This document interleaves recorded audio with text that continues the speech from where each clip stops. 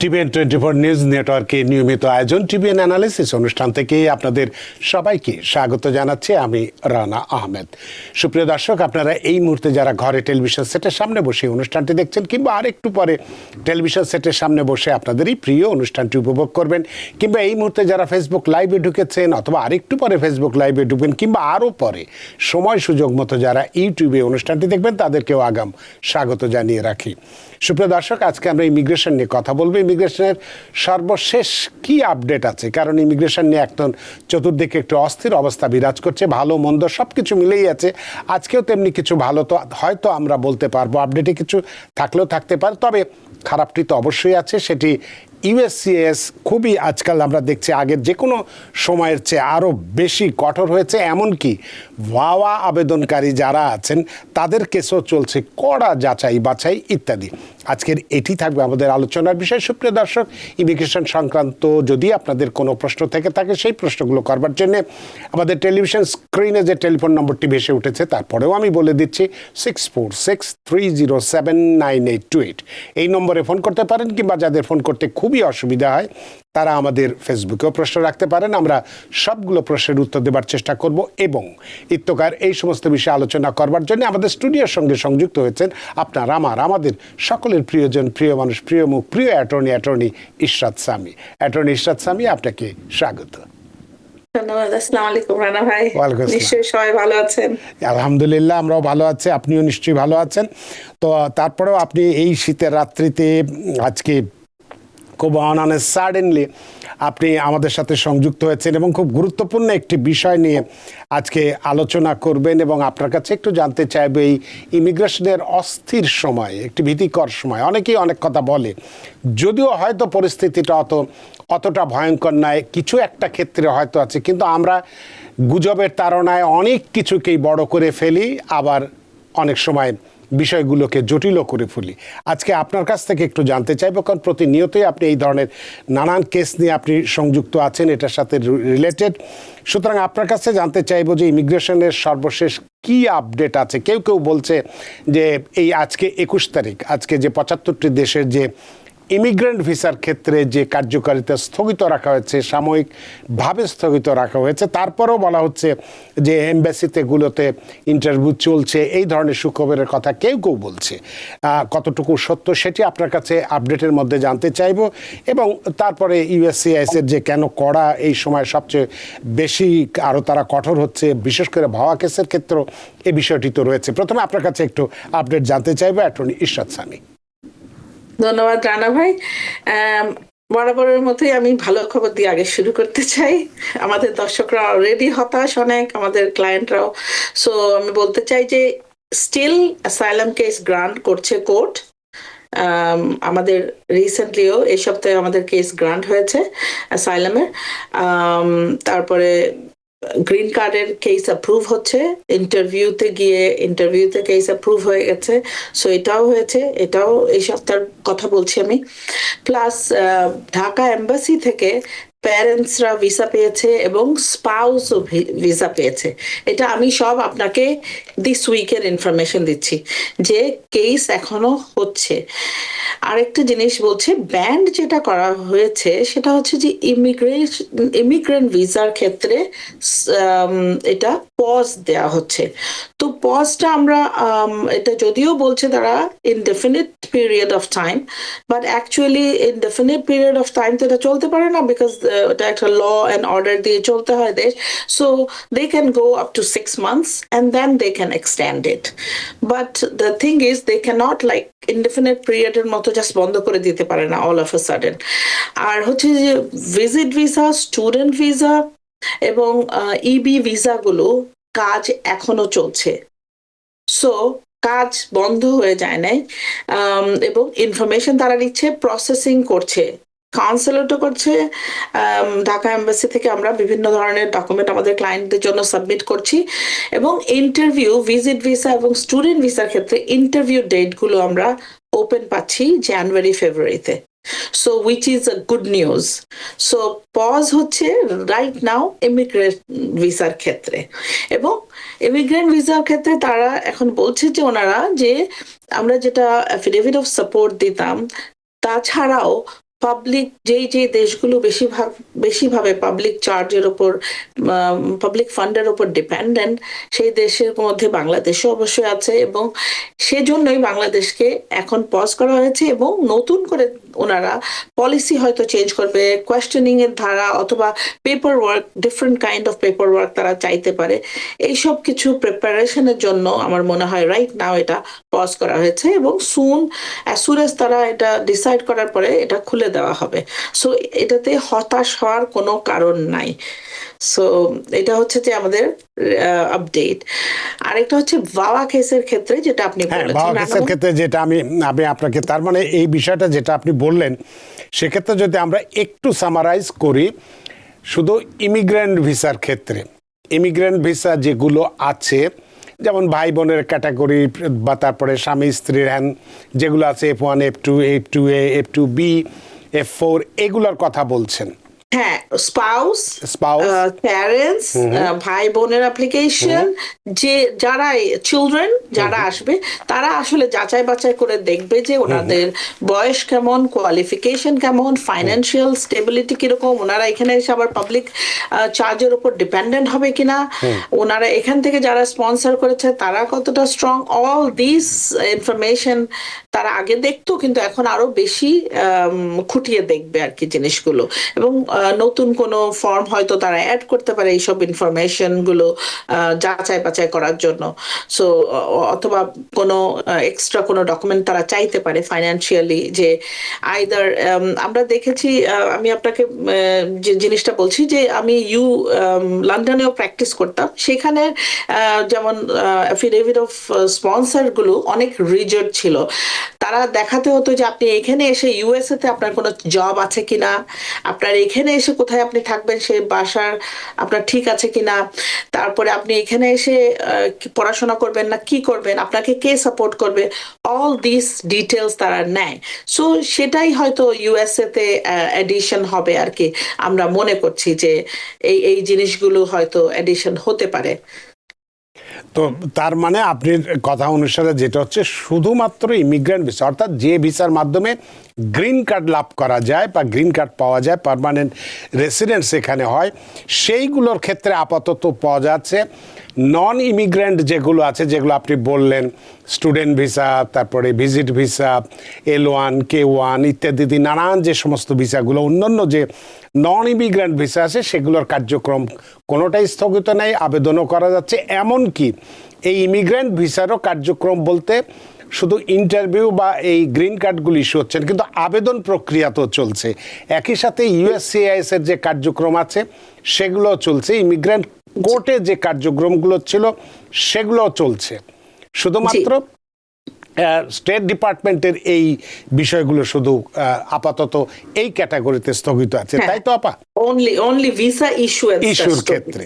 সুপ্রিয় দর্শক, নিশ্চয়ই বুঝতে পারছেন বিষয়টি তেমন কোনো, মানে যতটা আমরা এর আগে আলোচনায় শুনেছি বা জেনেছি ঠিক ততটা কিন্তু নয়। হয়তো ভবিষ্যতে কি হবে সেটা আমরা জানি না, পরবর্তীতে কি হতে যাচ্ছে বা কি হবে সেটা সময় আসলে নিশ্চয়ই আমরা বলতে পারবো। তো এই মুহূর্ত পর্যন্ত শুধুমাত্র যে বিষয়টির কার্যক্রমের যেটা স্থগিত আছে সেটা ইমিগ্রেন্ট ভিসা পর্যন্ত। এবার আমরা মূল আলোচনায় আসি, যে আমরা আগে দেখেছি কখনো কখনো আমাদের USCIS-কে খুবই রিল্যাক্স, আমরা দেখেছি রিল্যাক্টেন্টলি কাজ করেছে, খুব সহজভাবে অনেক কিছু কেস অনুমোদন করেছে। কিন্তু এই মুহূর্তে আমরা দেখতে পাচ্ছি যে USCIS-ও আগের যে কোনো সময়ের তুলনায় অনেক বেশি কঠিন হয়েছে। এমনকি ভাওয়া কেস যেটা আছে, যে ভায়োলেন্স এগেইনস্ট উইমেন যে অ্যাক্ট যেটা আছে, সেটার ক্ষেত্রেও যে সমস্ত কেস করা হচ্ছে সেখানে অনেক কঠিন হচ্ছে। কেন এত বেশি এই স্কুটনি চলছে, এর পেছনে কারণটা কি? এবং একই সাথে যেটা হচ্ছে যে কোহেবিটেশন বা স্বামী স্ত্রী যে একসাথে বসবাস করছে তা প্রমাণ বলতে USCIS এখন ঠিক কি বোঝাচ্ছে? একই ঠিকানায় থাকা কি যথেষ্ট, নাকি গভীরভাবে প্রমাণ দরকার? এই বিষয়গুলো যদি আপনি একটু আলোচনা করেন। আপনি দেখেন ভাওয়া কেসগুলো আগে অনেক ইজি, মানে আমরা করেছি, এবং ভাওয়া কেস ডিনাই হতে দেখিনি, সবসময় ভাওয়া কেস গ্রান্ট হচ্ছিল। ভেরি রেয়ারলি ডিনাই হতো। কারণ আপনি যদি প্রমাণ করতেন যে এটা গুড ফেইথ ম্যারেজ ছিল, যে বিয়েটা ওনারা গুড ফেইথে করেছে to live their life together, পরে সমস্যার কারণে একটা পার্টনার যিনি ইউএস সিটিজেন অথবা গ্রিন কার্ড হোল্ডার তিনি অ্যাবিউসিভ হয়েছেন, যাকে নিয়ে এসছেন যিনি এলিয়েন রিলেটিভ, তো ওনার উপরে কোনোভাবে অ্যাবিউজ হয়েছে এটা আমরা প্রমাণ করে দিলে they use to grant cases. এখন যেটা হয়েছে লাস্ট সিন্স প্যান্ডামিক অনেক বেশি কেস ফাইল হয়েছে এবং ইউএসসিআইএস অনেক কেস তারা ফ্রড মনে করছেন এবং এটা লাস্ট 2 ইয়ার্সে ওনাদের ভাওয়া ফাইলিংটা অনেক বেশি ফাইল করা হয়েছে এবং প্যারেন্টসরাও দেখিয়েছে যে তারা তাদের চিলড্রেনদের দ্বারা বিভিন্নভাবে অ্যাবিউজ হয়েছেন, এরকম ফাইলও করেছেন। সো এই বিভিন্ন ফ্রড ক্লেমগুলো ইউএসসিআইএস দেখছেন যে এখানে ফ্রড হচ্ছে, তো ওনারা এখন এটা কঠোর ব্যবস্থা নিচ্ছেন, যেটা সহজ ভাষায় আমরা বুঝি। সেটা কঠোর ব্যবস্থা মানে আইনে কোনো বদলি হয়নি, আইন সেম আছে, কিন্তু তারা যে প্রসেসে ইন্টারভিউ নেবেন এবং যেই ডকুমেন্টগুলো তারা স্ক্রুটিনাইজ করবেন অথবা ফিজিক্যালি কোনো অফিসার এসে আপনার আশেপাশে খবর নেবেন অথবা আপনার এমপ্লয়মেন্টের জায়গায় অথবা কোনো স্ট্রঙ্গার এভিডেন্স তারা চায়। ফর এক্সাম্পল আমরা যদি বলি যে এটা গুড ফেইথ ম্যারেজ ছিল, তাহলে আপনাকে দেখাতে হবে যে আপনার বিয়েটা যখন হয়েছিল তখনকার ডকুমেন্টেশন গুলো, যেমন আপনার হয়তো রিসেপশন হয়েছিল, রিসেপশন হলের কোনো রিসিপ্ট যদি থাকে যে আপনারা পে করেছিলেন, আপনাদের কোনো ফার্নিচার যদি কেনা হয় সেটার রিসিপ্ট যদি থাকে, আপনাদের যদি বিয়ের ছবি ভিডিও, বিয়ের মানে বিয়েটা প্রমাণ করার জন্য যে হাউ আপনি যদি ফটোগ্রাফার হায়ার করে থাকেন, ভিডিও থাকে, এগুলো সব কিছু প্রমাণ দিয়ে যে it was a good faith marriage, plus আপনি অ্যাফিডেভিটও সাথে সাবমিট করতে পারেন to prove it. And then যখন আপনি ইউএসএ তে এসেছেন আপনাকে দেখাতে হবে আপনারা একসাথে ছিলেন একই অ্যাড্রেসে এবং আপনাদের ডকুমেন্টেশন ছিল টুগেদার। ফর এক্সাম্পল যে আপনার বিল, ইউটিলিটি বিলে আপনাদের দুজনের নাম থাকা, এখানে ব্যাংক অ্যাকাউন্ট খোলা, আপনার গ্রিন কার্ডটা ওই অ্যাড্রেসে এসেছিল, আপনার সোশ্যাল সিকিউরিটি নাম্বারটা ওই অ্যাড্রেসে এসেছিল, অথবা আপনাদের দুইজনের মধ্যে কোনো বাচ্চা জন্ম নিয়েছে দুইজনের রিলেশনশিপ থেকে, এগুলো দেখাতে হবে। প্লাস যদি আপনার উপর অ্যাবিউজ হয়ে থাকে আপনি কি কখনো সেটা কোনো ডাক্তারের কাছে যে পরামর্শ নিয়েছেন কিনা, আপনার ডাক্তারকে, জেনারেল প্র্যাকটিশনারকে আপনি জানিয়েছেন কিনা, কোনো মেডিকেল রিপোর্ট আছে কিনা, অথবা আপনি কোনো সাইকিয়াট্রিকের শরণাপন্ন হয়েছেন কিনা ওনাদের সাহায্য নেওয়ার জন্য, অথবা আপনি পুলিশের কাছে কোনো কমপ্লেইন করেছিলেন কিনা। সো অল দিস এভিডেন্স ওনারা দেখবে এবং যদি এগুলো কিছুই না থাকে আপনি অ্যাফিডেভিটের মাধ্যমে আপনার কেসটা প্রমাণ করতে পারেন টুগেদার উইথ আপনার নিজের ডিটেল স্টেটমেন্ট। সো এইসব কিছু দিয়ে আপনি যদি সাবমিট করেন ভাওয়া কেস স্টিল আপনার গ্রান্ট হবে এবং হচ্ছে। কিন্তু যদি ইউএসসিআইএস কোনো ধরনের সন্দেহ করে তাহলে তারা আপনাকে সেই লাইনে কোয়েশ্চেনিং করবে এবং আপনার যদি স্যাটিসফ্যাক্টরি অ্যান্সার দিতে পারেন then they will grant your case. So case হচ্ছে না এটা না, কেস স্টিল হচ্ছে, আপনার স্ক্রুটিনিটা একটু বেশি হবে, কোয়েশ্চেনিং এর লাইনটা একটু ডিফারেন্ট হতে পারে এবং তারা যদি কোনো ধরনের সন্দেহ করে তাহলে তারা আপনাকে বিভিন্নভাবে প্রশ্নবিদ্ধ করে আটকানোর চেষ্টা করতে পারে। যদি আপনি দেখেন মিথ্যা একটা বললে একটা মিথ্যার পিছনে 1000টা মিথ্যা কথা বলতে হয়। সো অনেস্টির সাথে সত্যভাবে আপনার ক্লেমটা আপনি যদি সাবমিট করেন then you will get it. তো এক্ষেত্রে আপনি বললেন যে তা প্রমাণের জন্য অনেক সময় হাজব্যান্ড ওয়াইফ একসাথে থাকতে হয়, কিন্তু আমরা জানি অনেক সময় যে অনেক ভুক্তভোগী তাদের নিরাপত্তার কারণে মাঝে মধ্যে বাড়ি ছেড়ে যেতে তারা বাধ্য হন। এটা কি ইউএসসিআইএসকে গ্রহণযোগ্যভাবে ব্যাখ্যা কিভাবে করা যেতে পারে, প্রশ্নটি আপনার থাকবে। তবে দর্শক অনেকক্ষণ ধরে অপেক্ষা করছে, দুইজন, তাদের প্রশ্ন নিয়ে এই প্রশ্নতে আসবো। সুপ্রিয় দর্শক, কে আছে টেলিফোনে, দয়া করে নাম পরিচয় দিয়ে আপনার প্রশ্নটি করুন। আসসালামু আলাইকুম। আসসালাম। আমার একটা প্রশ্ন ছিল। জি বলুন। আমার ইন্টারভিউ ডেট দিছিল জানুয়ারি 27 তারিখে। জি তো 27 তারিখে দেওয়ার পরে আমার আম্মা মেডিকেলে গেছিল। জি মেডিকেলে 6 তারিখে মেডিকেল করার পরে 2 দিন পরে ডাকছে যে তুমি তাই আসো আবার। পরে 2 দিন পরে যাওয়ার পরে আম্মাকে বলছে যে তোমার একটা স্পট পাওয়া গেছে, তুমি তাই পরীক্ষা করো, টেস্ট দাও। ওই টেস্ট দিছে, দেওয়ার 2 সপ্তাহ এখনো হয় নাই। কিন্তু গতকালকে রাত্রে একটা ইমেইল আসছে যে তুমি তাই ইন্টারভিউতে আসো, অরিজিনাল পেপারস গুলো নিয়ে ওগুলো নিয়ে ইন্টারভিউতে আসো। আচ্ছা 27 তারিখে, মানে এই মাসের 27 তারিখে। জি জি জি এখন আমি কি মেডিকেল থেকে বলছে এমবেসির আশেপাশে যাইও না, আর এমবেসি করছে ইমেইল। এখন আমি কি করব বুঝতে পারতেছি না। মেডিকেল সেন্টার আপনাকে বলেছে যে এমবাসির আশেপাশে যায়েন না, আর জি এমবাসি থেকে ইমেইল করেছে যে ইন্টারভিউর জন্য 27 তারিখে। জি তা এখন এটাই আপনি এখন কি করবেন? এটাই তো মেডিকেল তো এই ধরনের কথা বলার কথা না। অ্যাটর্নি ইরশাদ সামি। হ্যাঁ আপু, আপনি অবশ্যই ইন্টারভিউতে যাবেন। আপনাকে তারা মেডিকেল রেকর্ড ডাক্তারের কাছ থেকে পেয়েছে এবং আপনাকে তারা ডেকেছে ইন্টারভিউর জন্য, সো ইউ মাস্ট গো। ওকে, ডাক্তাররা ইন্টারভিউতে যাওয়ার না বলার কেউ অথরিটি না, ওনারা এটা বলতে পারেন না। ওনারা খালি আপনাকে হেলথ এক্সামিনেশন করবে এবং রিপোর্টটা তারা সাবমিট করবে। That's all their job is. Okay, এবং সেই রিপোর্ট আপনাকেও দেওয়ার কথা নয়, সরাসরি তারা ওখানে পাঠিয়ে দেবে। ইয়েস, ওখানে পাঠিয়ে দিয়েছে এবং তারা সেটা দেখেই আপনাকে হয়তো বলেছে, অথবা না দেখেও যদি বলে দ্যাটস নট ইয়োর রেসপন্সিবিলিটি। আপনাকে বলেছে যেতে আপনি ইমেলের প্রিন্ট আউটটা নিয়ে আপনার যেই অরিজিনাল ডকুমেন্ট সবকিছু নিয়ে যাবেন, অরিজিনাল সবকিছু। রিসেন্টলি এরকম হয়েছে যে ইন্টারভিউতে গিয়েছেন, পাসপোর্টটা নিয়ে যান নাই। ভিসা ওনার হয়ে গেছে গতকাল, বাট পরে সময় নষ্ট হয় এটাই আর কি। এবং হ্যাঁ, সময় নষ্ট হয়, দেরি হয়। So you don't need it. সবকিছু কাগজপত্র সবকিছু নিয়ে যাবেন, এভরিথিং এর অরিজিনাল নিয়ে যাবেন প্লিজ। অনেক ধন্যবাদ প্রিয় দর্শক, আপনার যে ডেটটা দিয়েছে সেই ডেট মোতাবেক যাবেন, অবশ্যই যাবেন, যে দেখেন কি অবস্থায়। আয়েশা যারা, তিনি একটি প্রশ্ন ফেসবুকে রেখেছেন যে ইউএস এর ভেতরে আছে আর EB3 অ্যাপ্লাই করেছি, এখন কি EB3 এই আওতায় পড়বে? আমাদেরও কি গ্রিন কার্ড পাওয়া যাবে? কি আছে উত্তর আপনার কাছে?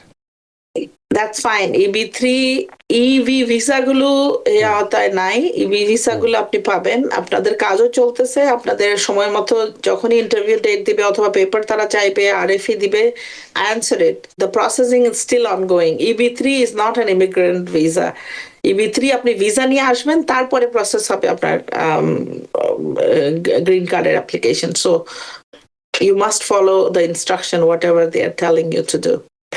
অনেক ধন্যবাদ আয়েশা যারা, আশা করি আপনার প্রশ্ন উত্তর পাচ্ছেন। ফজলে হাসান মুন্নিম, তিনি একটু প্রশ্ন রেখেছেন যে USCIS এ AOS কি রেগুলার প্রসেসে চলছে নাকি আমাদের দেশে নিষেধাজ্ঞার জন্য পজ আছে? USCIS রেগুলার প্রসেসে কাজ করছেন এবং আমরা বললাম সেটা। তো বুঝতেই পারছেন যে USCIS ফজলে হাসান, এটা রেগুলার কাজ চলছে, ইমিগ্রেন্ট কোর্টেও রেগুলারভাবে কাজ চলছে, সেক্ষেত্রে কোনো সমস্যা নেই। কানিস ফাতিমার প্রশ্নটা নিয়েই টেলিফোনে যাব। Is there any update for H1B renewal? কি আপডেট আছে আপনার কাছে? H1B renewal is still same process-এই যাচ্ছে, nothing like added or new. সেটা তো আগের মতোই চলছে, nothing to worry right now, everything is in regular process. Regular প্রসেসেই আছে কানিস ফাতিমা, আশা করি আপনার প্রশ্ন উত্তর পেয়েছেন। সুপ্রিয় দর্শক, কে আছেন টেলিফোনে? দয়া করে নাম পরিচয় দিয়ে আপনার প্রশ্নটি করুন। আসসালামু আলাইকুম, আমি ভার্জিনিয়া থেকে নাইমা খান বলছিলাম। আমার প্রশ্নটা হচ্ছে, আমি আজকে আমার লয়ারের সাথে কথা বললাম, সে আমাকে জানালো যে যারা আওয়ামী লীগের হয়ে বর্তমানে অ্যাসাইলাম কেস করছে আমেরিকাতে, তো হিউম্যান রাইটস ইতিমধ্যে নাকি আওয়ামী লীগকে আপনার টেরোরিস্ট অর্গানাইজেশন হিসেবে চিহ্নিত করছে, আর আমেরিকান ল অনুযায়ী কোনো টেররিস্ট অর্গানাইজেশন মেম্বার আপনার কোনোভাবে অ্যাসাইলাম পাবে না। তো আমরা যারা বর্ডার ক্রস করে আসছি এবং আওয়ামী লীগের হয়ে এখানে অ্যাসাইলাম কেস করছি, তো আমাদের আসলে কি করণীয় বা এই তথ্যটা কতটুকু সঠিক, বা আদৌ আওয়ামী লীগকে হিউম্যান রাইটস টেররিস্ট অর্গানাইজেশন হিসেবে অন্তর্ভুক্ত করেছে কিনা, এটা আপনি জানতে চান, তাই তো? অনেক ধন্যবাদ জনাব খান। অ্যাটর্নি ইরশাদ সামি। ভাইয়া দেখেন, এটা টেররিস্ট অর্গানাইজেশনে আওয়ামী লীগ, আপনারা আওয়ামী লীগের হয়ে যদি কেস করেন, তো আপনার কেস বাই কেস বেসিস এটা আপনাকে প্রমাণ করতে হবে যে আপনার কি রোল ছিল, আপনি কি করেছেন। অল দিস আমরা দেখেন, বিএনপি যখন টেররিস্ট অর্গানাইজেশন হিসাবে চিহ্নিত মানে বলেছে থার্ড টিয়ার টেররিস্ট অর্গানাইজেশন, তখন আমাদেরকে প্রমাণ করতে হয়েছিল এবং আমরা ইমিগ্রেশন কোর্টে এগুলো এই কেস জিতেছি। বাট এটা কেস বাই কেস বেসিসে আপনার কেসের ফ্যাক্ট এবং আপনি কিভাবে কেস করেছেন এগুলো জানা very important before I can really advise you. Terrorist organisation অনেকেই করেছিল আগে, ওকে। পরে আওয়ামী লীগ 15 বছর বাংলাদেশে প্রেসিডেন্ট হিসাবে ছিল, বাংলাদেশকে ইয়ে করেছে, শাসন তখন করেছে। হ্যাঁ শাসন করেছে। সো বাংলাদেশে গভর্নমেন্ট ছিল আওয়ামী লীগ, সেই হিসাবে বিএনপি কেও যখন করেছিল তখনও বিএনপি আবার 10-15 বছর এর আগে ছিলেন, বাংলাদেশ গভর্ন করেছে। So you have to prove it actually. So আপনি ঢালাও ভাবে জেনারেলি সবাইকে ডিনাই করে দিচ্ছে এটা না। আরেকটা জিনিস আমি বলি আমাদের দর্শকদের উদ্দেশ্যে, যে প্রি টার্মিনেশন বলে কিছু কেস করবে, তারা ডিসিশন নিচ্ছে যে এখনো আমাদের কোনো ক্লায়েন্টকে আমরা দেখি নাই, যেসব ক্লায়েন্ট থার্ড কান্ট্রি হয়ে ইউএসএ তে এন্টার করেছে, অ্যাসাইলাম সিক করেছে, তারা দেখবে থার্ড কান্ট্রিতে যদি ওই ক্লায়েন্টটা অ্যাসাইলাম সিক না করে থাকে তাহলে কেন করে নাই। এটার যদি হয় এরকম থার্ড কান্ট্রিতে যারা থেমে থেমে ইউএসএ তে এসছে তাদের কেসগুলো হয়তো প্রি ডিটারমিন করে দেবে, এটা কথা হচ্ছে। সো এখনো হয়নি, আমি জাস্ট একটু আপডেট আপনাদেরকে দিচ্ছি যে এটা একটা প্রসেস যেটা ওরা কেসগুলো জাজরা প্রি ডিটারমিন করে দেবে বাই ল, যে ওনারা থার্ড কান্ট্রি হয়ে এসছে সেহেতু এই কেসগুলো তারা আগে থেকে ডিসিশন নিয়ে নেওয়া। সো এরকম যদি কেউ থেকে থাকে, অনেকেই আছেন, তারা তাদের অন্য কিভাবে কি কাজ করা যায় অ্যাটর্নিদের সাথে আপনারা আলোচনা করেন এবং আগে থেকেই প্রিপারেশন নেন যে কিভাবে আপনারা কোন পথে আপনি এগোতে পারেন। অনেক ধন্যবাদ জনাব খান, আশা করি আপনার প্রশ্ন উত্তর পেয়েছেন। আসলে আপনার কেস ওই আওয়ামী লীগের হয়েছেন বা কিভাবে করে সেটা না, আপনাকে প্রমাণ করতে হবে যে আপনি যে কেসটা করেছেন সেটার যৌক্তিকতা কতটুকু আছে। যদি ডকুমেন্ট কাগজপত্র ঠিক থাকে তাহলে নিশ্চয়ই করতে পারবেন। এক্ষেত্রে ওই কোন অর্গানাইজেশন কিভাবে কি করেছে হয়তো এটা অতটা ম্যাটার করবে না। সোহান খান, আপনি কি প্রশ্ন করেছেন ঠিক প্রশ্ন যায় না, আবার যদি প্রশ্নটা করেন তাহলে হয়তো আপনার প্রশ্নের উত্তর দিতে পারবো। সুমাইয়া ইসলাম, তিনি বলছেন যে আমি বাংলাদেশ থেকে বলছি, আমার হাজব্যান্ড I-130 অ্যাপ্লাই করেছে 2024-এ, অ্যাপ্রুভাল লেটার হাতে এখনো পাইনি। বর্তমান ইমিগ্রেশন কেস কি অবস্থায় আছে? ইমিগ্রেন্ট কেস আপনার হাজবেন্ড ইউএস সিটিজেন হলে 2024-এ করেছে, ইস্যুড মানে 7 মাস থেকে 1 বছরের মধ্যে অ্যাপ্রুভাল হয়ে যায়। সো আমি আসলে আপনার এক্সাক্ট টাইমটা জানি না।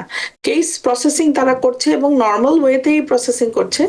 স্ক্রুটিনি একটু বেশি হচ্ছে, জি বেশি হচ্ছে। ডকুমেন্ট তারা একটু বেশি চাচ্ছে, ডকুমেন্ট আমরা একটু বেশি করে প্রেজেন্ট করছি যাতে আমাদের কেসগুলো কোনোভাবেই যাতে মানে কোনো ডিলের সম্মুখীন না হয় এবং ডিনায়ের কোনো সম্ভাবনা না থাকে। সেই জন্য কেস সাবমিশনের সময় আমরা অলওয়েজ আগের মতোই সাপোর্টিং ডকুমেন্টগুলো যত বেশি দেওয়া যায়, কেসকে যত স্ট্রং করা যায় তত ভালো। অনেক ধন্যবাদ সুমাইয়া হাসান, আপনার আশা করি আপনার প্রশ্ন উত্তর পেয়েছেন। তাশরিকা ইরা, তিনি যা বলছেন এটা ব্যাপারে কতদিন সময় লাগতে পারে, খুব বিনয়ের সাথে বলছি বর্তমান পরিস্থিতিতে বলাটা সম্ভবপর নয়। কতদিন সময় লাগবে এটা বলা সম্ভবপর নয়, সুতরাং কোনো বাইবে উত্তর দিয়ে আপনাকে বিব্রত করতে চাই না। সুপ্রিয় দর্শককে আছেন টেলিফোনে, দয়া করে নাম পরিচয় দিয়ে আপনার প্রশ্নটি করুন। জি আসসালামু আলাইকুম, আমার নাম ইফাজ চৌধুরী। জি, আমার একটা কোয়েশ্চেন ছিল অ্যাবাউট নো ভিসা রিকোয়ার্ড।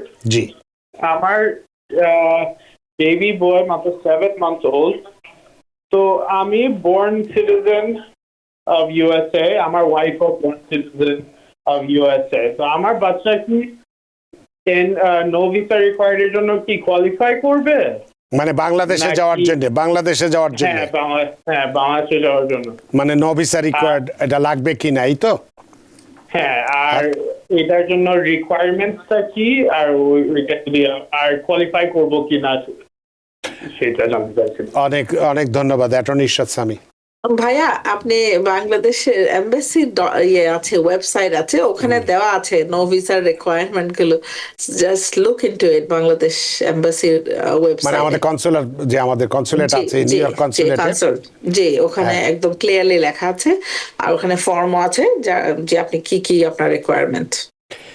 ওখানে সব কিছুই আছে। ওখানে বার্থ সার্টিফিকেটগুলো লাগবে, আর বাচ্চার জন্য আপনার নো ভিসা রিকোয়ারমেন্ট যেটা আছে ওটা আপনার যদি থাকে ওখানে যে হ্যাসেল ছাড়া ঢুকতে পারবেন, তা না হলে ওখানে ওই যে যেটা পোর্ট এন্ট্রি যেটা বলে সেটা নিয়ে যেতে পারেন, বাট ওখানে একটু ঝামেলা হয়। তার থেকে এখানে নিয়ে গেলে 10 বছর একবারে যতদিন পর্যন্ত পাসপোর্টের মেয়াদ থাকবে ততদিন পর্যন্ত আর কোনো সমস্যা থাকবে না। এটা খুবই সহজ ব্যাপার, গেলেই আপনি এখানে গেলেই করতে পারবেন। খুবই সোজা ব্যাপার। আপনি ওখানকার ওয়েবসাইটে গেলেই দেখতে পারবেন কি কি কাগজপত্র লাগে, কি কি রিকোয়ারমেন্ট আছে, এবং কত টাকা, সম্ভবত $88 বা $98 একটা ফি দিতে হয় এরকম। ওখানে যে It's all clearly written in the website. ওয়েবসাইটে সবকিছুই আছে, দেখে নিতে পারেন। অনেক ধন্যবাদ জনাব চৌধুরী আপনার প্রশ্নের জন্য। সুপ্রিয় দর্শক, কে আছেন টেলিফোনে? দয়া করে নাম পরিচয় দিয়ে আপনার প্রশ্নটি করুন। হ্যালো, আসসালামু আলাইকুম। আসসালাম। জি রানা ভাই, আমার দুইটা প্রশ্ন। আমার প্রশ্নটা হচ্ছে 2025 সালের জুনে আমার ওয়ার্ক পারমিট রিনিউ অ্যাপ্লাই করছি, বাট আমার আগস্টে ওয়ার্ক পারমিট রিনিউর কার্ড শেষ হয়েছে। তো এখনো আমার ওয়ার্ক পারমিট কোনো কার্ড আসে নাই, বাট রিসিভ লেটার ওয়ানলি পাইছি যে রিসিভ করছে বলিয়া। তো আমার প্রশ্নটা হচ্ছে যে এখন তো আমার কাছে ওয়ার্ক পারমিট যে কার্ড আছে এটা ডেট এক্সপায়ার হয়ে গেছে, এখন যে দোরাবান্ধা চলতেছে, এই অবস্থায় আমি ডেলিভারি দেই, তে কোনো দোরা খাইলে কি করণীয়, বা আমি একটু টেনশনও আছি। রিসিভ লেটার তো আপনি বললেন পেয়েছেন। অনেক ধন্যবাদ আপনার প্রশ্নের জন্য। অ্যাটর্নি ইরশাদ সামি। ধন্যবাদ ভাইয়া। আপনাকে ধরার আপনি যে কেস করেছেন, আপনি ওয়ার্ক পারমিট তো একটা কেসের বেসিসে আপনি পাচ্ছেন। সো ওই কেসটা, যে কেসটা আপনি করেছেন এবং সেই কেসটার একটা রিসিট আপনার কাছে রাখবেন, এবং আপনার যে আইডি আছে ওয়ার্ক পারমিট পুরোনোটা আপনি রাখবেন, আপনি যে অ্যাপ্লিকেশন করেছেন সেটার যে রিসিট আছে সেটাও রাখবেন। এবং আমরা ইউজুয়ালি আমাদের ক্লায়েন্টকে বলি যে যদি আপনাকে ইউএসসিআইএস অ্যাপ্রোচ করে, আপনি আপনার রাইট টু রিমেইন সাইলেন্স, মানে আমি কোনো কথা বলতে চাই না, আপনি ওইটা আপনি প্রয়োগ করতে পারেন, যে রাইট টু রিমেইন সাইলেন্ট আপনার 5th অ্যামেন্ডমেন্ট রাইট। এটা সবার, ইউএসসিআইএস সিটিজেন এবং নন সিটিজেন সবার জন্য এই দেশের কনস্টিটিউশনাল রাইট। আমাদের যারা ক্লায়েন্ট আছে আমরা তাদেরকে পেপারে কিছু রুলস রেগুলেশন আমরা বলে দেই, এবং কিভাবে ইউএসসিআইএস যদি আপনাকে প্রশ্নবিদ্ধ করে আপনি কি কি করবেন, সো কি কি করণীয়। তো আমাদের অফিসের এরকম আমাদের পেপার থাকে, আমরা আমাদের ক্লায়েন্টদের জন্য এটা প্রিপেয়ার করেছি, ওটা আমরা সবার হাতে দিয়ে দিই এবং বুঝিয়ে দেই যে কিভাবে আপনি প্রস্তুতি নেবেন, কিভাবে অ্যান্সার করবেন যদি আপনাকে এই ধরনের মানে অপ্রীতিকর কোনো সিচুয়েশনের সম্মুখীন হতে হয়। অনেক ধন্যবাদ প্রিয় দর্শক, আশা করি প্রশ্নের উত্তর পেয়েছেন। আহমেদ আবিদুর রহমান তিনি বলছেন যে F4 এর কতদিন আপনার ডেট অফ ফাইলিং সেটা আপনাকে বলে দিই। F4 8ই জানুয়ারি 2008 হচ্ছে ফাইনাল অ্যাকশন, এবং ডেট অফ ফাইনাল F4 এ আছে 1 মার্চ 2009। আপনি এখন মিলিয়ে দেখুন আপনার কি অবস্থা। এবং আয়াত রহমান আপনি যে প্রশ্ন করেছেন সেগুলোর, এবং সঈদ হাসান যেগুলো প্রশ্নগুলো করেছেন এগুলো আলোচনা আমরা করে ফেলেছি। যদি অনুষ্ঠানটি পরবর্তীতে প্রথম থেকে না দেখে থাকেন, পরবর্তীতে ফেসবুক বা ইউটিউবে যদি আপনারা দেখেন, এই প্রশ্নগুলোর উত্তর সবগুলোই রয়ে গেছে, আপনারা দেখে নিতে পারেন পরে। সময় নষ্ট করে লাভ নেই, আমরা একটু টেলিফোনে যাই। সুপ্রিয় দর্শক, কে আছেন টেলিফোনে? দয়া করে নাম পরিচয় দিয়ে আপনার প্রশ্নটি করুন। আসসালামু আলাইকুম রানা ভাই, ভালো আছেন? আলহামদুলিল্লাহ। জি, আমি মাসুদ রানা বলছিলাম ম্যানহাটন থেকে। জি, আমি এখানে অ্যাসাইলাম করেছি 2023 সালে। জি। তো এতদিন আমার কেসটা অনলাইনে দেখাচ্ছিল, কিন্তু গত ডিসেম্বরের আপনার 10 তারিখের পর থেকে এটা আর অনলাইনে দেখাচ্ছে না। দেখাচ্ছে যে your case is not available in the online. আচ্ছা, তো সেই ক্ষেত্রে আমি কি করতে পারি সেটা জানার জন্য, মানে কোনো সমস্যা হবে কিনা এটা জানতে চাচ্ছেন। অনেক ধন্যবাদ মাসুদ রানা আপনার প্রশ্নের জন্য। অ্যাটর্নি ইরশাদ সামি। ভাইয়া আপনার কেসটা কোথায় ছিল? যদি কোর্টে থেকে থাকে আপনি ওখানে কোর্টে নাম্বার আছে, আপনার এই নাম্বার দিয়ে ওখানে ফোন করে আপনি শুনে নিতে পারেন যে আপনার কেসটা কেন দেখাচ্ছে না। ওকে, যদি কোর্টে থাকে। আর ইউএসসিআইএস এ থাকলে আপনি ইউএসসিআইএস এর কাছেও চিঠি লিখে জানতে পারেন যে আপনার কেসটা দেখাচ্ছে না অনলাইনে, হোয়াট ইজ দ্য প্রবলেম, কোনো সমস্যা আছে কিনা। তবে এই মুহূর্তে যে অনলাইনে দেখাচ্ছে না, এটা তার জন্য ভালো না মন্দ? ভাইয়া অনেক সময় তারা আপডেট করে না, অনেক সময় কোনো সমস্যার কারণে দেখা যায় না, অনেক সময় এরকমও হতে পারে যদি তারা কোনো প্রি ডিটারমিনেশন নিয়ে থাকে, কিন্তু তারপরেও তো জানাবে যে ইয়ে কি। এই অবস্থায় আরেকটা ফোন নাম্বার আছে, আপনি এই নাম্বারে কল করে আপনার এই নাম্বারটা দিবেন। এটা নাম্বারটা হচ্ছে আমি আপনাকে একটা second, I am going to give it to you. So ওই নাম্বারে ফোন করেও আপনি যোগাযোগ করতে পারেন যে টু ফাইন্ড আউট আপনার ইয়ে হচ্ছে কিনা, আপনার কেসটা কি অবস্থায় আছে। ঠিক আছে, কি নাম্বারটা কি পেয়েছেন আপনি? আমি একটা second, I am looking into ইট। এটা 1-800-898-7180।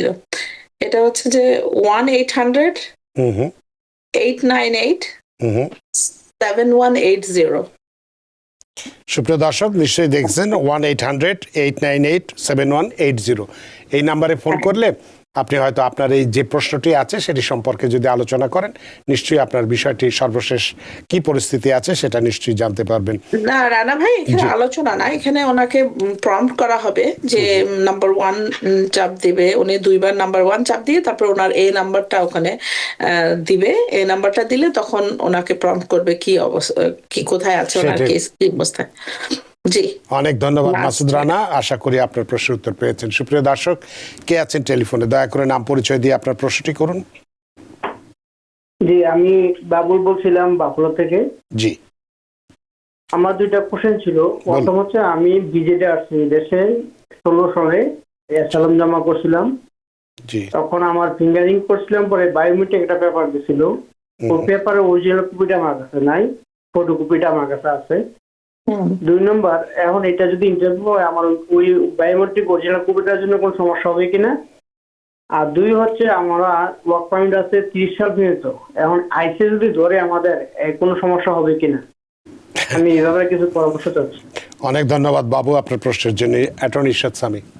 হ্যাঁ, আপনি ওয়ার্ক পারমিট আপনার আছে, আপনার কেস স্টিল পেন্ডিং আছে, কিন্তু আপনার কেস যেই স্টেটে আপনি করেছেন সেই স্টেটেই যেন আপনার অ্যাড্রেসের কাছাকাছি এরকম জায়গায় থাকবেন, কারণ যদি অ্যাড্রেসের সমস্যা হয় আইস আপনাকে ধরতে পারে, ধরে আপনাকে প্রশ্ন করতে পারে এটার ব্যাপারে। আর যদি আপনি সেম অ্যাড্রেস, যে অ্যাড্রেস আপনি দিয়েছেন সেখানেই আছেন এবং সেখানেই কাজ করছেন, দেন ইট শুড বি ফাইন। অনেক ধন্যবাদ বাবু, আশা করি প্রশ্নের উত্তর পেয়েছেন। সুপ্রিয় দর্শক, কে আছেন টেলিফোনে, দয়া করে নাম পরিচয় দিয়ে আপনার প্রশ্নটি করুন। যে আমি ম্যাডামের কাছে একটা কোশ্চেন, আমি একটু করে আমি এখানে আমার ইসলাম গ্র্যান্টেড হই। জি, তো পরে আমি আমার ওয়াইফের জন্য অ্যাপ্লিকেশন করি, এখান থেকে অ্যাপ্রুভ পাই। এখন বাংলাদেশে ফাইল গেছে যে প্রায় আজকে 7 মাস, এখনো ইন্টারভিউ ডেট পাইছে কিনা। তো এখন ইন্টারভিউ ডেট পাইলে এই যে এখন ভিসার যে বিধিনিষেধ, জি, তো আমার ওয়াইফ ইন্টারভিউ ডেট পাইলেও কি ভিসার বিধিনিষেধের মধ্যে পড়বো কিনা বা এর আয়তায় পড়বো কিনা। অনেক ধন্যবাদ আপনার প্রশ্নের জন্য। অ্যাটর্নি ইরশাদ সামি। ওনার যদি 730 করে তো এটা ইমিগ্রেন্ট ভিসা না, এটা অ্যাসাইলি ভিসা, ফ্যামিলি ভিসা, ওইটাতে ইমিগ্রেন্ট ভিসার আয়তায় না পড়ারও চান্স, কিন্তু এটা খুব শার্প ভাইয়া ইয়েটা, ডিফারেন্সটা। আর যদি উনি I-130 করে থাকে, then obviously it's an immigrant visa, depending on what they applied for. অনেক ধন্যবাদ প্রিয় দর্শক, আশা করি আপনার প্রশ্নের উত্তর পেয়েছেন। একটি প্রশ্ন এসেছে আলাউদ্দিন আলো, তিনি একটি প্রশ্ন করেছেন, এটি একটু বাজারে আছে বলে আপনাকে আমি জিজ্ঞেস করছি, যেহেতু আপনি ইমিগ্রেশন লয়ার এবং সবসময় কোর্টে যাওয়া আসা করছেন। ট্রাম্প কঠোর অভিবাসন নীতি নাকি একটু শিথিল করছে, এটি কি সঠিক তথ্য? ভাইয়া এই ধরনের কোনো আপনার কাছে কোর্টের আছে মতোই চলছে। ট্রাম্প কঠোর করেছে, শিথিল করতেছে, কোর্টে আমরা এভরিডে যাচ্ছি, স্টিল দ্য সেম। কোর্টের প্রমাণ নিয়ে কাজ করে। আপনি যত সুন্দর করে কেস প্রেজেন্ট করবেন, আপনার ক্লায়েন্ট যত সুন্দর করে প্রেজেন্ট করবে আপনার কেসটা, আপনার কেস গ্রান্ট হতে বাধ্য। কিন্তু মোস্ট অফ দ্য টাইম দেখা যায় যে প্রিপারেশন হয় না, এনাফ এভিডেন্স থাকে না, জাজরা তখন কেসটা ডিনাই করে আর কি, অথবা ইনকনসিস্টেন্সি থাকে, ক্রেডিবিলিটি ইস্যু থাকে। সো শীতলতা আর কঠোরতার দিকে আমরা চিন্তা না করে আমার নিজের কেসটা আমি কত সুন্দর করে প্রেজেন্ট করতে পারবো সেটার উপর আমাদের মনে হয় ফোকাস করলে আমরা অনেক বেশি ভালো করব আমাদের কেসগুলোতে। এটা কেস বাই কেস নিয়ে প্রসিড করা আর কি, প্রত্যেকটা কেস নিয়ে থরলি কাজ করা এবং ক্লায়েন্টের তার নিজের কেস সম্বন্ধে ফুললি অ্যাওয়ারনেস থাকা। কখনো একটা কথা কখনো আরেকটা কথা এভাবে বললে তো এখানে ক্রেডিবিলিটির কোয়েশ্চেনিং আসে, তখন কেস ডিনাই হয়। So these are all thing. আসলে এখনো শীতলতার কিছু দেখছি না রানা ভাই। সেটাই, ওইটাই আমরা বলছি যে আলাউদ্দিন আলো, আশা করি আপনার প্রশ্ন উত্তর পেয়েছেন। আসলে আমরা তো আগেও বলেছি ইউএসসিআইএস এর কার্যক্রম যথারীতি চলছে, ইমিগ্রেশন কোর্টের কাজও যথারীতি চলছে।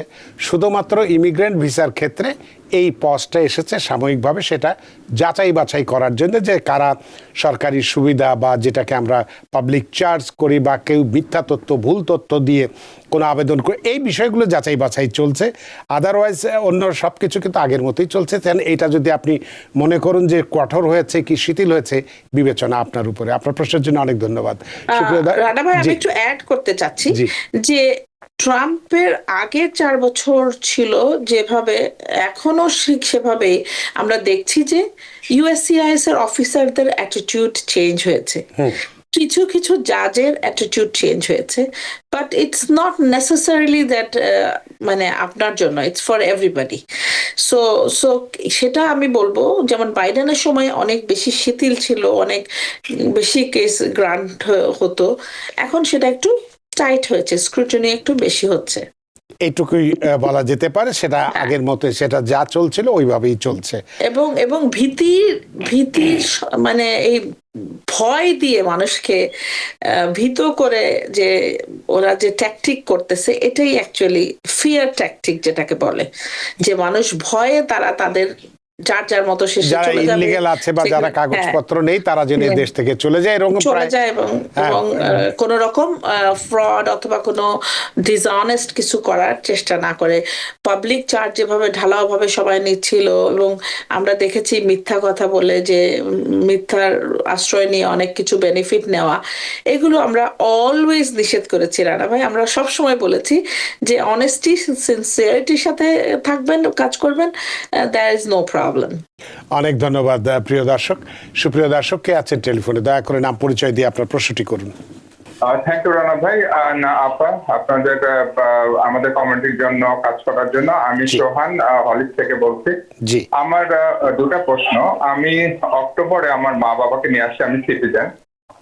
তো ওনাদের নিয়ে আসার পর আমি যখন হেলথ ইন্স্যুরেন্স জন্য অ্যাপ্লাই করছি, আমার বাবা 70+ and মা 60। তো বাবার জন্য তো মেডিকেয়ার অফিসে যে অ্যাপ্লাই করতে হয়েছে, বাট ওখানে ওনার ইনকাম যেহেতু ছিল না, ওখানে আমি ওনার ইনকাম নাই এটাই আমি লিখেছি, কারণ ওখানে কোনো অপশন ছিল না আমি আমার ইনকাম দেখানোর মতো, বা আমি জানি না, বাট আমি ওখানে দেখি নাই, বাট হয়তো বা থাকলেও আমি ওটা বুঝি নাই। তো আমি ওনার ওখান থেকে আমি মেডিকেট নিচ্ছি আর আমারটাও মেডিকেট। এখন আমি নেক্সট ইয়ারে আমার ট্যাক্স ফাইলে অ্যাড করতে চাচ্ছি মা বাবাকে, কিন্তু এখন যেটা নিচ্ছি এটাকে আমি ভুল নিচ্ছি, কারণ আমার ওয়ার্ক প্লেস যেখানে, সেখানে মা বাবাকে ইন্স্যুরেন্স অ্যাড করতে দেয় না, শুধুমাত্র ওয়াইফ অ্যান্ড সন্তান। আর আমি এখানে সিঙ্গেল, আমার পরিবারের জন্য অ্যাপ্লাই করেছি, আমার ওয়াইফের জন্য অন দ্য প্রসেস। বাট এটা কি আমার পদক্ষেপটা ভুল, না এখানে কোনো আমার অন্য কোনো পদক্ষেপ নেওয়া উচিত, মানে কোনো সমস্যায় পড়বেন কিনা সেটাই হচ্ছে আপনার প্রশ্ন? কারণ আমি এই বছরে কিছুই করতে পারি নাই।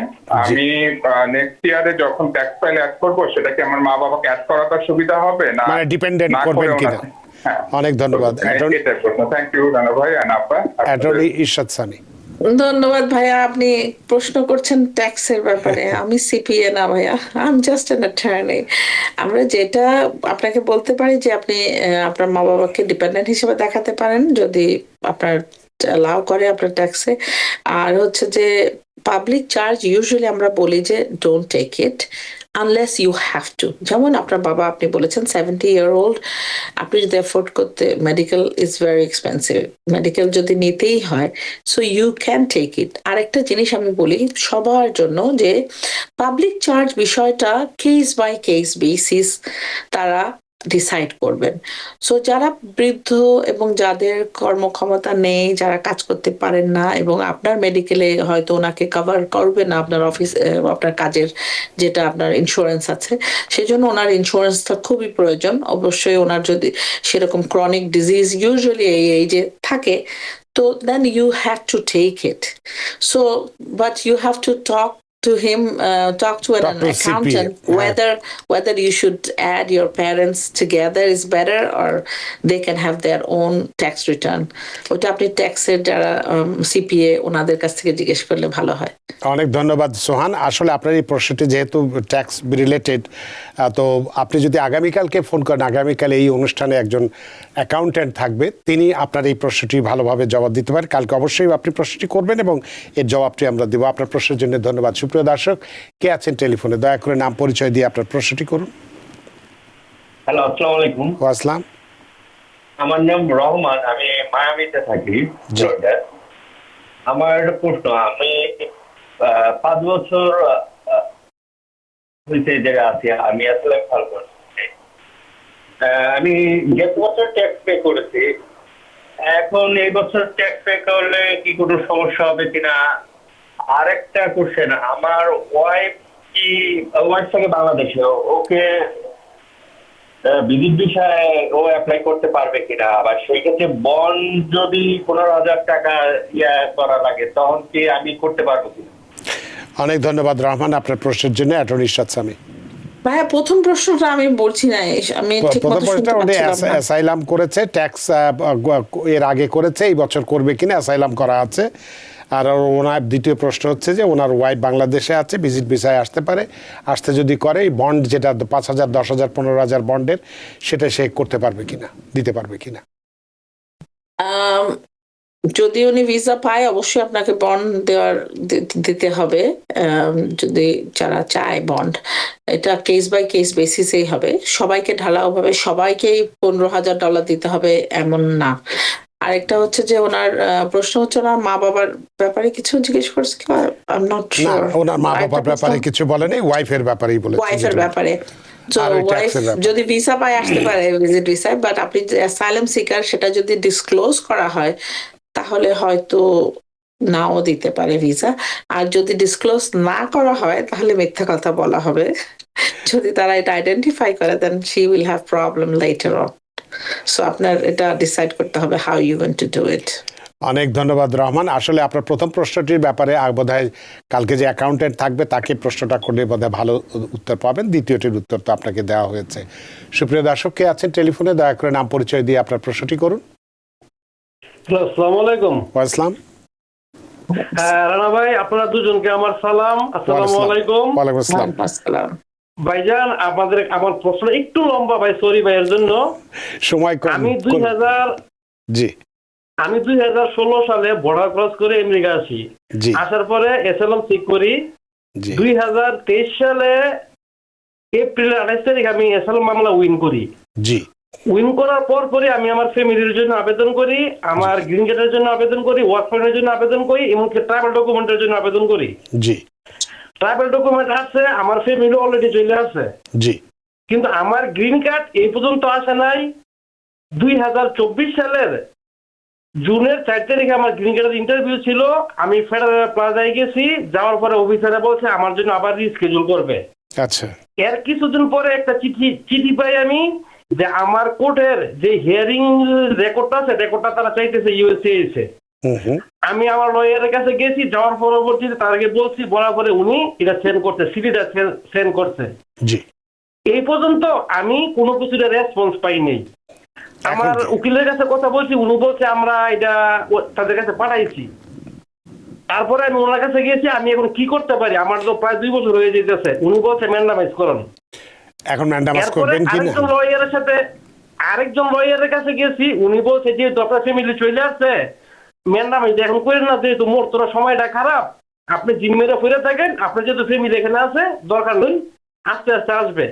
এখন আমি ইসরাত ফ্যামিলির কাছে আমার একটা অনুরোধ, আসলে আমি এখন কি করতে পারি? অনেক ধন্যবাদ প্রিয় দর্শক আপনার প্রশ্নের জন্য। ভাইয়া আপনার কেসটা যেহেতু তারা আপনার রেকর্ডটা চেয়েছে, তারা আপনার রেকর্ড ছানবিন করছে। আপনি যদি জানেন যে আপনার সব রেকর্ড সঠিক এবং কোনো সমস্যা নেই, আপনি জানেন সেটা আপনার কেসে, আমি আপনার কেস সম্বন্ধে কিছুই জানি না, এটা কেস ফ্যাকচুয়ালি ডিসাইড করতে হবে। If everything is good, then you can file mandamus. Mandamus is nothing bad. আপনার কেস তারা এতদিন ধরে রাখতে পারে না, এবং ধরে রাখার কারণটা কি, আপনার অ্যাটর্নি তাদের কাছে চিঠি লিখে জানতে পারে কেন, কি কারণে আপনার কেসটা ডিলে হচ্ছে। বিকজ জুনে 2024 আপনার ইন্টারভিউ হয়ে গেছে, 2025 1 বছর হয়ে গেছে, এখন 1.5 বছরের বেশি। So why they are delaying it? So উনি জানতে পারে USCIS এর কাছে আপনার লয়ার। আর ম্যান্ডামাস করা যদি আপনার, আমি আবারও বলছি, আপনার যদি কোনো ফ্যাকচুয়ালি সমস্যা না থাকে, then you can file a mandamus action. It's nothing wrong to file mandamus action. তখন mandamus action ফাইল করলে আপনাকে তাড়াতাড়ি তারা আপনার গ্রিন কার্ড দিবে, এবং আপনার যখন ফাইল করেছেন সেই ডেটেই আপনাকে দিবে। অনেক ধন্যবাদ প্রিয় দর্শক, আশা করি আপনার প্রশ্ন উত্তর পেয়েছেন। আমাদের হাতে সময় নেই, সময়ের দরিতে বাধা, সময়ের সীমানো টপকানো কঠিন, তাই অনুষ্ঠান শেষ করতে হচ্ছে। অ্যাটর্নি ইরশাদ সামি, আপনি অনেক ব্যস্তমান্ত, সব ব্যস্ততা উপেক্ষা করে আমাদের সাথে সংযুক্ত হয়েছেন এবং খুব গুরুত্বপূর্ণ একটি বিষয় নিয়ে কথা বলেছেন এবং আপডেট দিয়েছেন এবং প্রচুর প্রশ্নের উত্তর দিয়েছেন। যদিও অনেক প্রশ্ন ফেসবুকে ছিল, সেগুলো উত্তর দিতে পারছি না বলে দুঃখিত। অ্যাটর্নি ইরশাদ সামি, আপনার আলোচনার মধ্য দিয়ে সত্যি আমরা ঋদ্ধ, আমরা প্রাণিত। আনটিল নেক্সট টাইম, আপনারা সবাই, আমাদের দর্শকরা ভালো থাকবেন, সেফ থাকবেন, এবং সবাই একে অন্যকে সাহায্য করবেন, যাতে সবাই আমরা ভালো থাকি একসাথে। আপনাকে আবারও ধন্যবাদ। আপনাকে আবারও ধন্যবাদ অ্যাটর্নি ইরশাদ সামি। সুপ্রিয় দর্শক, আজকে আমরা ইউএসএ কঠোরতা নিয়ে কথা বলেছি, সর্বশেষ ইমিগ্রেশনের আপডেট দিয়েছি, আপনাদের অনেক প্রশ্নের উত্তর দিয়েছি, এবং যাদের প্রশ্নের অনেক প্রশ্নই আছে যেগুলো আমরা ইতিমধ্যেই আলোচনা করেছি, আপনার পরবর্তীতে আমাদের অনুষ্ঠানগুলো দেখলে সবগুলো প্রশ্নের উত্তর পেয়ে যাবেন। আশা করি আজকের অনুষ্ঠান আপনাদের যথেষ্ট ভালো লেগেছে। সুপ্রিয় দর্শক, যেখানেই থাকুন, ভালো থাকুন, সুস্থ থাকুন, নিরাপদে থাকুন TBN 24 নিউজ নেটওয়ার্কের সাথেই। শুভরাত্রি। TBN 24 টেলিভিশন দেখতে আজই কল করুন 7187776556। লগ ইন করুন www.totalcablebd.com। নিউ ইয়র্ক থেকে সম্প্রচারিত TBN 24 টেলিভিশন বিশ্বজুড়ে বাঙালির কণ্ঠস্বর।